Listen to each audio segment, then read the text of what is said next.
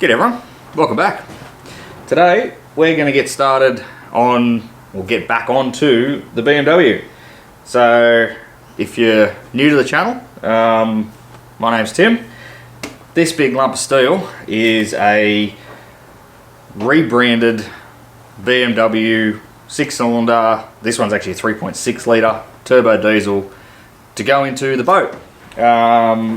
Now, when I got it, so I got it for nothing, which is generally how I like to acquire my projects.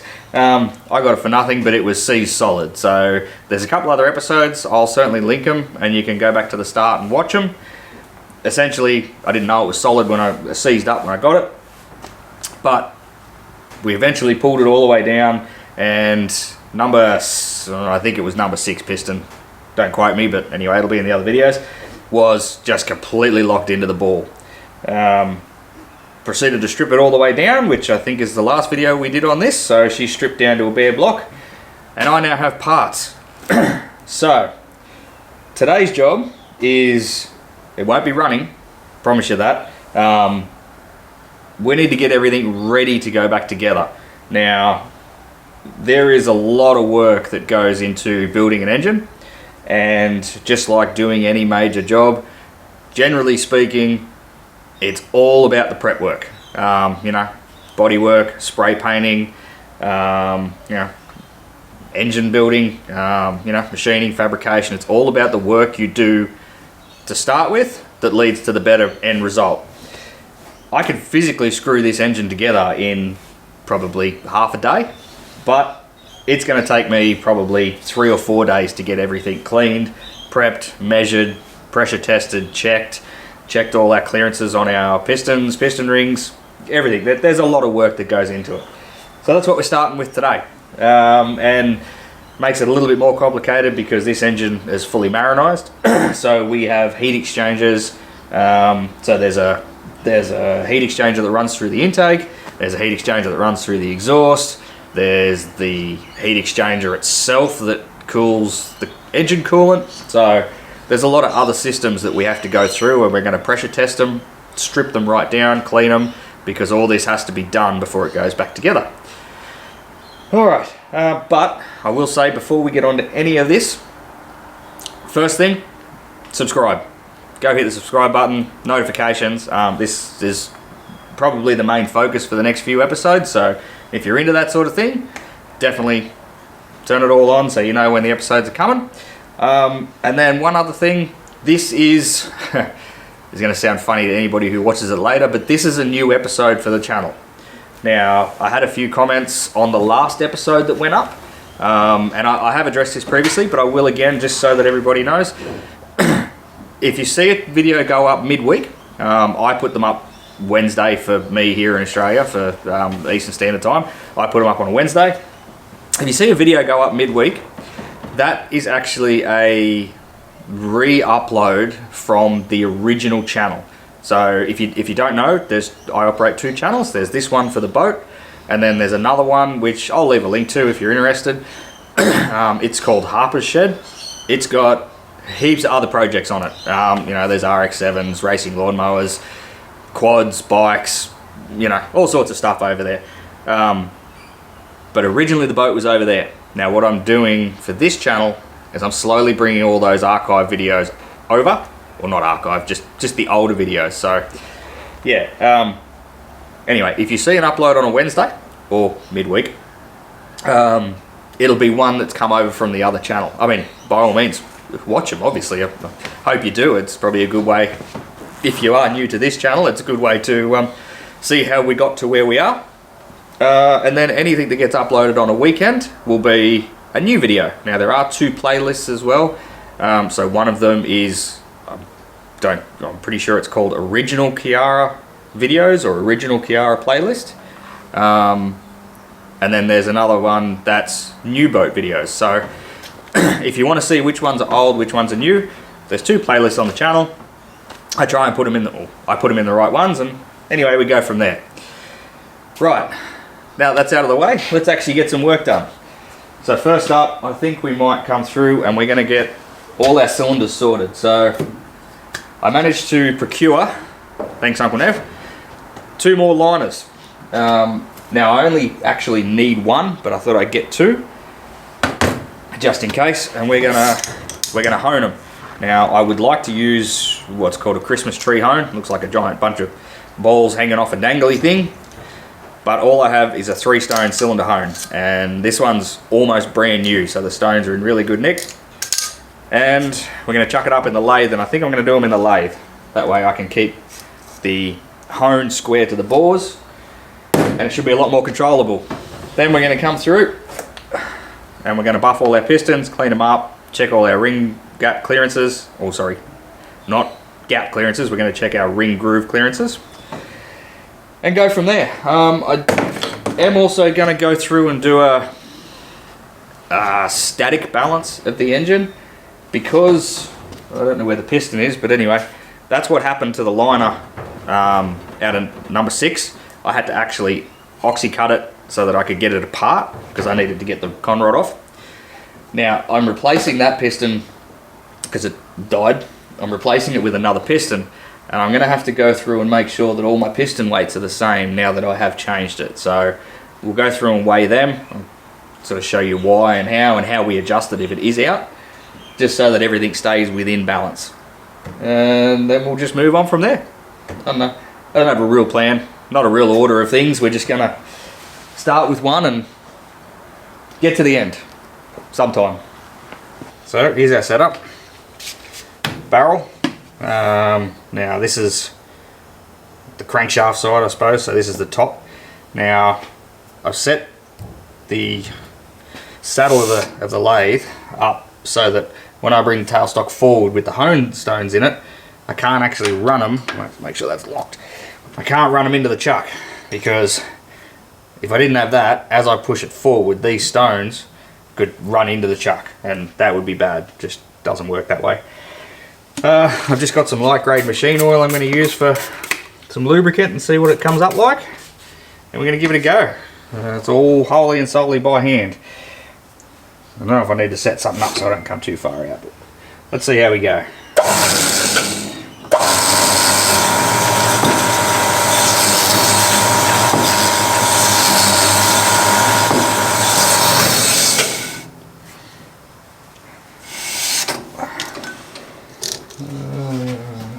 Rag.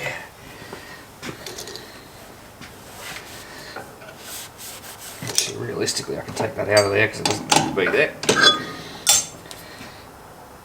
That's going to need some more loving.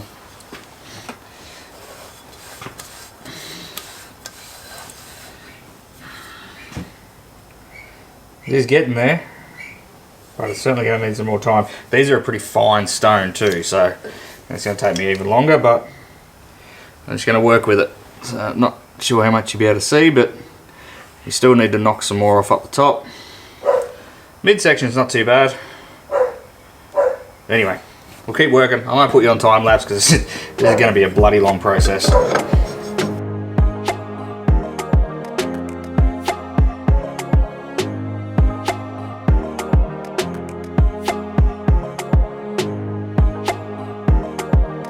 Alright, so doing it with a straight hone in the lathe was just that's going to take me forever. Like I said, they're really fine stones, and it's going to take too long. Really good for knocking the sort of the highs and lows off, but what we're going to do is we're going to run a ball hone through it.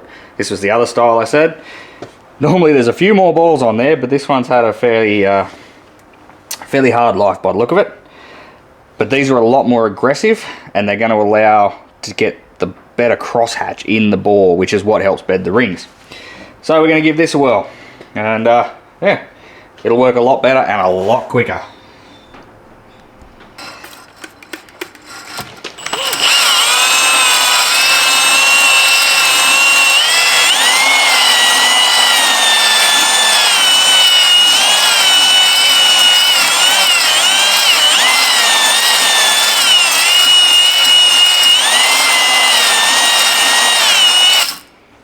Righto. Get me rag. We'll see what we come up with. Oh, much better already. Much better. So, I might get a torch. Hang on. Give it a bit of a clean out and I'll give you a torch. We're almost to the point where I'd leave it. I'm probably going to go a fraction more. But, essentially,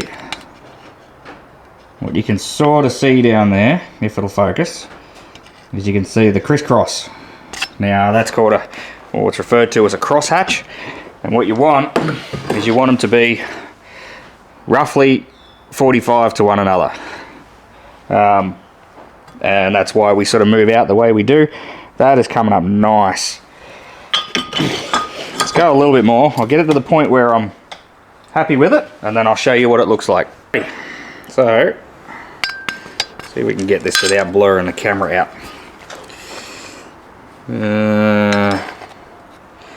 Something like that, maybe. I think that light's playing havoc with it.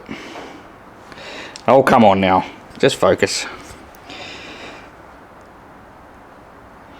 Alright, there we go. So we got a nice crosshatch there. Probably not like, well, I mean, I'm only doing it by hand and I'm just judging it. So there is some slight, I don't know if it'll pick it up. There's still a little bit of slight water staining in there, but I mean, for the most part, it's really good. I mean, we're talking about an old cylinder here. Let's not get carried away, and we're still reusing the pistons, so you really don't want to go smashing too much material out of it, because then you'll end up increasing the size and things go backwards from there. But that's really good. I'm happy with that. You can still see there's still discoloration there. Now, that's more than likely just a bit of corrosion, a bit of water damage from the years. The piston rings never go this far up. They stop there. So it's not like I'm having issues with sealing surface or anything there, so that's okay. Where the piston actually runs is beautiful. It's a nice fresh surface and the rings will bed to that really well. So yeah, I'm going to go through and do the rest. It's exactly the same scenario, so we'll go through and do them and get them done. All the barrels have been honed, and all the pistons have had their rings stripped off them. They're all in pretty good nick, except there is number 2 is ordinary, so I've got another piston down the front we'll replace with that. But what I'm going to do now, just so that things don't get misplaced, is I'm going to go through and I'm going to pull all the bearings out of the rods and all the bearings out of the main shells, and I'm going to put them in a plastic bag, each one, and label them so they go back exactly where they come from. I'm going to do that now because things are going to get messy and a little bit dirty now, so we're going to get that done out of the way so they don't get crap all through them. And I'm going to go through and I'm going to buff all the exterior of the lines as well. Alright, so rods off pistons, all the gudgeon retainer clips are all in there. I'm going to come along and I'm going to buff all the outsides of the barrels and then buff all the pistons because they've still got a bit of crud on them. Well, it's not too, well, a few watermarks on that one. That one too. Anyway, we'll buff them and clean them and we'll know exactly what we're working with then. And I think I'm going to shift gears a little bit and maybe work towards getting the block clean next, because then I can do the crank and put liners and a crank back in, and then that'll be a partial section of the bottom end put back together, which is pretty big. That's a pretty big step. I'm still, I don't know if I mentioned it or not, but I'm actually still waiting on 2 sets of piston rings to come. So they got to come from England, and they don't have them yet. So I can't go ahead and really assemble all the rods and pistons anyway. I mean, I could put 4 of them in, but you might as well do it all at once. So really the furthest I can go with that engine as far as full assembly is crankshaft and liners. Oh, and camshaft, I guess. Either way, I think that's what we're going to work on. So, but we'll get them all buffed first.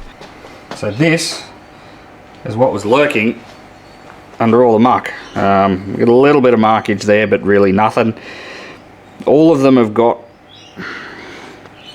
if it was a petrol, I'd say detonation marks, but I think really all it is a bit of corrosion pitting right on the tops. But I mean, the top of the pistons are really thick. I'm not worried about a little bit of pitting there. It's not going to hurt anything. Would a new piston be nice? Sure. Does it need it? No. So the only thing I've got to do to make these completely clean, ready to go, is chuck them in the actual wash tank and just give them a really good scrub, and then come through and clean the grooves out. Now the best way to clean the piston ring grooves out is actually with a piston ring, a broken piston ring.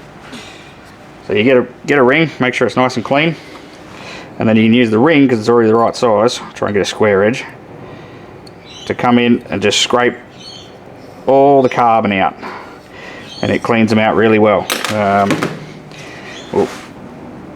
Oh, come on, break. Okay, that one doesn't want to break. They're obviously not a cast piston ring. Jesus. Oh well, it's far enough anyway. So you get them in. Now these top rings on these are actually a groove. Obviously they're a groove. They're a tapered groove. So you sort of got to be a little bit careful with how hard you push this top ring in. Essentially, you try and get it right down the bottom, and it'll scrape all the crud out, and you're left with nice clean ring grooves, ring lands. Sorry, the appropriate term. All right, that's enough of that. We're going to turn our attention to the block. Oh, there's the liner too, so they come out really good. So I'm just going to oil them up and set them to the side. So we're going to turn our attention to the block. I'm going to knock out some of the Welsh plugs, so we can go through and actually clean all the way down the oil galleries. And we're going to try and get that and the crankshaft ready to go together. Right, yeah, she's outside. I just went and gave it a really good scrub with just our normal degreaser detergent that's in our wash tub. So now we just pressure wash the absolute bejeebers out of it. I did pop both Welsh plugs out, so the only thing we really got to be careful of is obviously our bearings. So we've still got the front main in there, or excuse my shadow, the very front main in there, so I have to be careful of that, and our cam bearings are still in there, so be sort of careful. I mean, the water's not going to hurt them, but we've still got to be careful with it. So there's two Welsh plugs. There was one there, and then one on the other side. There's only two Welsh plugs on the whole engine, so that's good. However, they were both steel, so you know, not the greatest idea. But other than that, we're just going to come through and pressure wash it a couple of times. I'll give it a good hit through, get all the big stuff off, and then I'll come back with more degreaser and give it another hit, and then another hit, and then probably another one after that. So probably the golden rule with engine building is if you think you've got it clean enough, clean it again. So that's what we're going to do.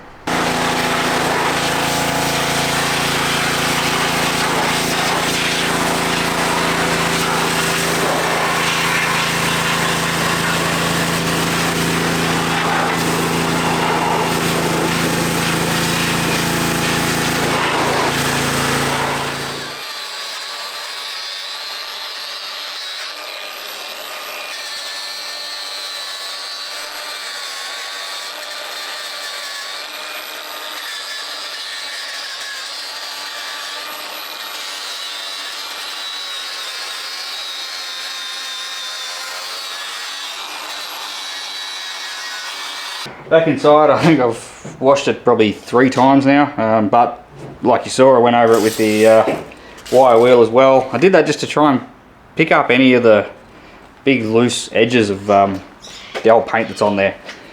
So we got 2 more operations, and then it goes back outside and it's going to get washed again. First one we're going to do is we're going to get the deck cleaned. Now, you know, really, if you wanted to do this absolute, you know, correctly, which there's nothing wrong with the way I'm doing it, but if you want to do it better, you send it out to a machine shop and they actually deck it. They put it in the machine and they come through and they machine it. I'm going to do one not as good. I don't know how to word that. What I've got here is a big flat block. It's actually a magnetic chuck for our mill, and I've got some 400 grit sandpaper. That's what we'll start with. Wrapped around, plated on top. Now this is a quite heavy. I'm probably going to go probably a good 15 odd kilos worth of steel, and it is perfectly flat as far as measurement will give me. Now I'm just gonna try not to let the engine move, and we're just gonna come forward and back, try not to let it fall off the edge, and we're just gonna get the surface to give us a witness mark. Now, if this surface is all over the shop, and I'll show you what I mean in a second once I give it a bit of wipe, then I'll send it out to get decked. Because what this won't do is flatten. It'll clean and prep, and that tore it. That's what also happens sometimes. It'll clean and prep and get you ready for a gasket, but it certainly won't flatten a block. So what we want to see is a somewhat uniform sort of rub mark all over it, which we really are. Considering I tore it up there, so sort of looking down here more. So there's a bit of corrosion there that it just hasn't, or a little bit of gunk there that hasn't picked up on, but everything else, we've wiped in the middle, we've wiped there, we've wiped there. We've wiped up there. This block, I'm going to say, is well and truly flat enough for what we're doing. Well and truly flat enough to run properly. Not even for what we're doing, just properly. Yeah. We're going to run that. I'm going to change the paper. Sometimes the edges will catch when you do it the first couple of times. Put a new bit of paper on, and I'm going to keep coming back and forth until we get some of these watermarks out. Alright, crankshaft time.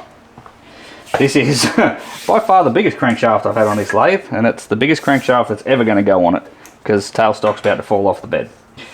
Anyway, there is, I think in one of my previous engine building, with the rotary I think. Rotary? Nah, one of them. Either way, there is actually a direction that you should be polishing a crankshaft in order for all the fibres as you polish to lay out. Now they're microfibres, but they will, I don't know. Some say it makes a difference, some people say it doesn't. I just figure it can't hurt to do it correctly. So you want to polish so that the fibres roll over. So as you're polishing, they're going to come over the top, and you want those fibres to roll in the direction of travel. If those fibres are sticking up and they're going to spin in the direction of travel, the theory is that you'll get increased bearing wear.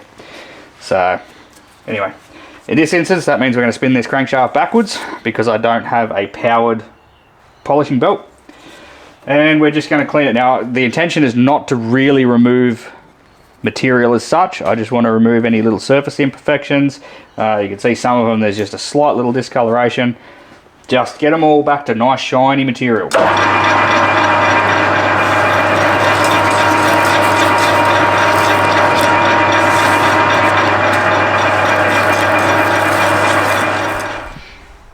There we have it.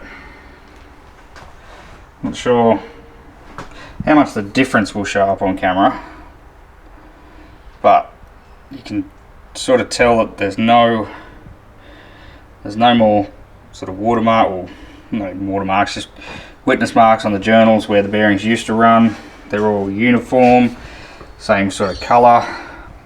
Back here there's still slight little mark here like I was talking about, but there's that's not actually a mark in the surface as such, it's just a discoloration, and it's completely fine to run. This crank, realistically, you could have just thrown it back in and run it exactly the way it was. There was nothing wrong with it, there was no scores or gouges, but doing this is just another little step that just means that I've got that bit more confidence in the engine when it all goes back together and goes in the boat. So, but now we've got to get this thing off, into the wash tub, clean it right up, run pipe cleaners down in through the ore galleries, and then come through and blow it all out and oil it down. I'm actually going to spray it with some WD right now,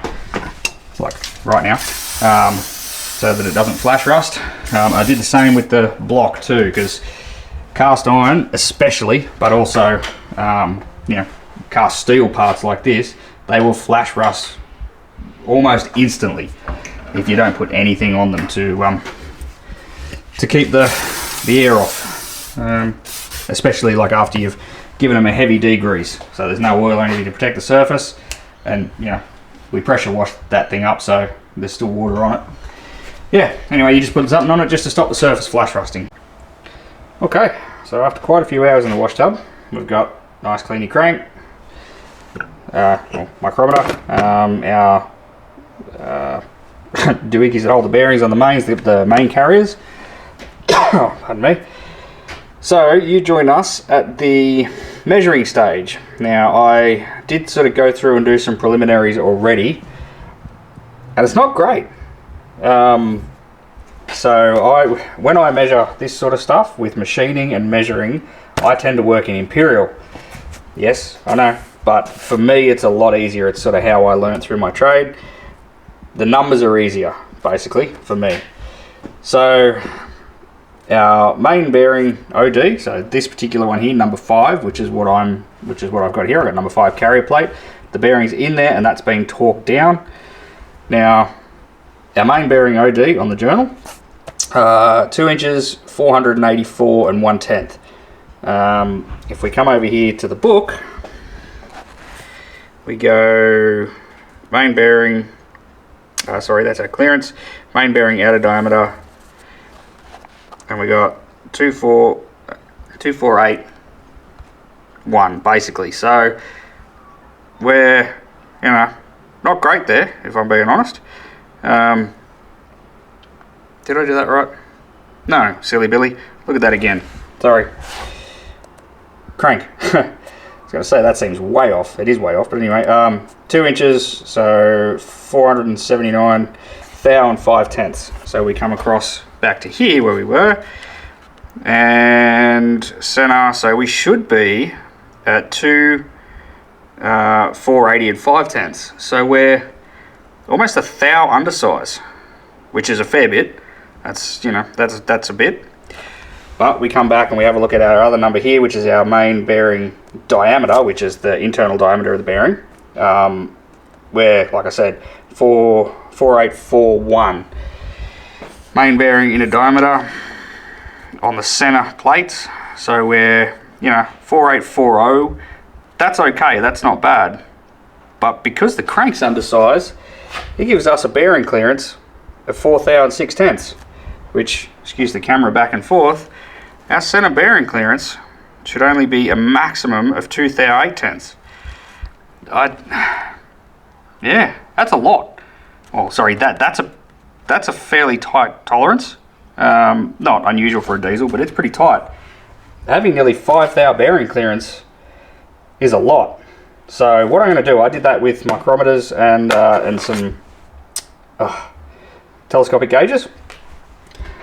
What I'm going to do is a different way now, just to see if I come up with a different answer. I'm going to use plastic gauge. So I'll show you what that is. I'll sort of get this set up and I'll bring you back. And we're going to check it with plastic. Okie dokie. So this is plastic gauge. Well, actually, sorry, to be correct, this is the scale that you measure it against. What it is a little bit busted in here, if I'm being honest. It's a calibrated piece of clay, I think it is. Really, either way, it's a calibrated piece of stuff that is designed to be put under a bearing cap. And when you, where did you go now? Oh, me? Do you see where it went? Alright, try that again. It's designed to be put under a bearing cap, and when you put pressure on the bearing cap and squish it down, that tiny little bit of stuff compresses and flattens out. And when it does, you can come through with your gauge, and depending on how flat it is, gives you your reference for how much clearance is in there. If it's flattened out much more, like really squished out, then there's no clearance. If it's got a really high clearance, then obviously the bearing won't touch it as much. Where's my marks to put this together? I'll probably have to move you so I can torque this up, but essentially, yeah, bearing cap on, torque it up. Oh, where does it go? Let me find my marks. There. So bearing cap on, torque it to spec, undo the bolts, lift the bearing cap, all while trying not to rotate the crankshaft. I've actually got the crank sitting in another bearing as well, up that end. So the weight of the crank, actually I might even plastic gauge both because I got it there, but the weight of the crank is sitting down in the bearings. That way you get a correct reading on how much clearance is on top. So I'm going to go do that. I'll torque both of these and then I'll pull both the caps off and I'll show you what it looks like. Okay. So, as you can see down there, maybe, come on, there we go. So you can see it's squished out. Now all we do is we come along, sorry, you might have to spin your head around a bit, and we sort of pick what one fits best. So we're looking right at 2 thou. It's smaller than 3, sorry, larger than 3, as in the squish is larger than 3, which means the measurement's smaller, so I'm going with 2. Same with this one up here. This one rocked a little bit, as I was talking about, but if we come over to the cap has got a good witness mark on it. Might be a little bit glary, sorry, we'll try and get it. There we go, so that's got a good witness mark on it. So again, we come with our measure, and it's a little bit sort of hard to do because it's on the angle of the dangle and I'm trying to hold a camera. So again, we're somewhere between 2 and 3, which if we come back to the book, clearance, center bearings, 2 8/10. So I'm going to say we're fine. I'm more than likely my uncertainty of measurement is coming from my dial gauges, my telescopic gauges. It's very hard to get an accurate wipe on them, and I'm probably a little bit out of practice too, but either way, I tend to trust plastic gauge more than I do measuring, especially when I'm doing, if you've got a dial bore gauge, that's a different story, because they use the same unit. You basically zero them to a known, and then they will give you a measurement of how far off that known is, and they are very accurate. That can be accurate too, but I like plastic gauge better. It's just a very obvious witness mark of how much clearance there is. So, and you got to clean it off. Don't forget to clean it off. So, like I said, it's only a little bit of stuff. It doesn't take much to wipe off and get out of the way. So I'm going to come through, put all my bearings in my bearing carriers, oil the crank, put them all together, torque them down, and then we're going to get the block ready and we're going to slide this whole thing back together. Alright, just before everybody yells at me, I know I said I'm going to oil the crank up, but I'm not. I'm actually using assembly lube. So it's just a pretty generic sort of assembly grease. It's, you know, not super duper tacky. It's not like an oily one, it is more like a greasy assembly stuff. And I've also got some head bolt, which will work fine for this as well. It's a lubricant as well, specifically designed for when you're torquing up the bolts. So yeah, can never, or I won't say never, you would have a hard time using too much assembly lube, because you really want to protect the engine on first fire up. That's like key, which is what this is for. I mean, this is going to take some cranking before it fires. That's just the nature of the beast, which is good. We'll be able to build oil pressure before we actually get combustion and it runs. So that's a good thing. But yeah, you really want to load up on assembly lube as it goes together.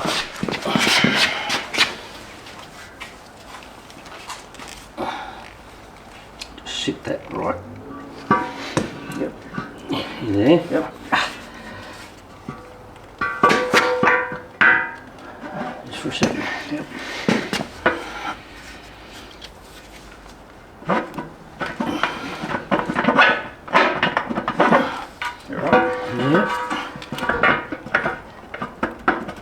Yep.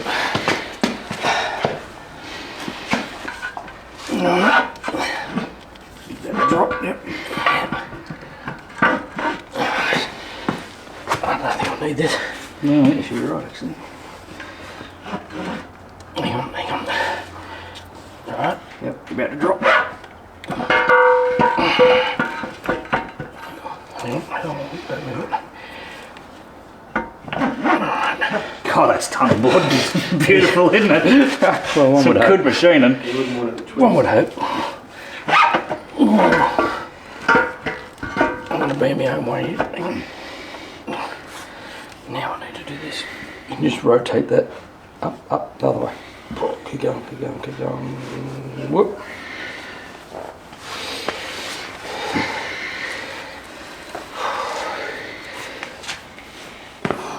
Yeah, that's what I can do with that one.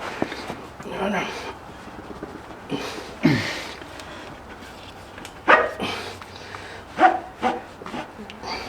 might be a good fit. Alright, crank's in, and it spins, which is a bonus, not locked up. Went in there pretty good actually. It's definitely some good machining in the block. We're going to leave the episode there.